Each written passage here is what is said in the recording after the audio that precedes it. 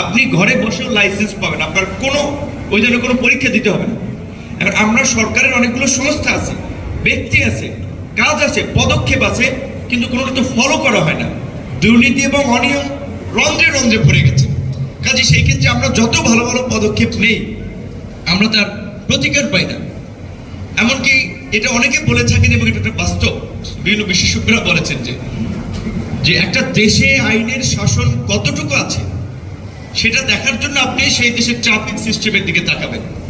যেই দেশের traffic system যত উন্নত, সেই দেশের আইনের শাসন তত শক্তিশালী। যেমন আমি মিডল ইস্টের কথা, আমরা বিভিন্ন দেশে অনেকেই জানি, মিডল ইস্টের দিকে দেখেছি যে আমাদের সমস্ত লোকজন যারা গাড়ি ড্রাইভ করে, সিট বেল্ট বাঁধা থেকে শুরু করে আপনার গতি, এক একটা লেন আছে তো আলাদা, তো ওই লেন গতি চালানো, মানে গতি মেনে গাড়ি চালানো, কিংবা অন্যান্য সব ক্ষেত্রে তাদের যে সচেতনতা, বাইরের দেশে এটা আছে, আমাদের দেশে তো এটা নাই।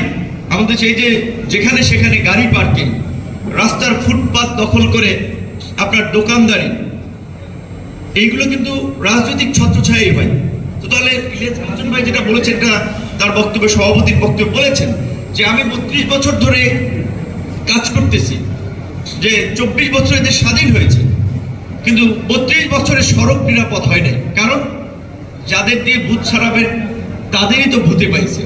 রাজনৈতিক দলের ছত্রছায়ায় এই সমস্ত অনিয়ম, বিশৃঙ্খলা, নৈরাজ্য চলে। কিছুক্ষণ আগে ইত্তেফাকের একটা নিউজ দেখছিলাম যে আপনার বাংলাদেশ সড়ক পরিবহন ফেডারেশন, আপনার সড়ক পরিবহন শ্রমিক ফেডারেশন, যে শাহজাহান খান গত 16 বছরে একাই 24,000 কোটি টাকা লোপাট করেছেন। তো এই যে আরেকজনের বক্তব্যে বলেছেন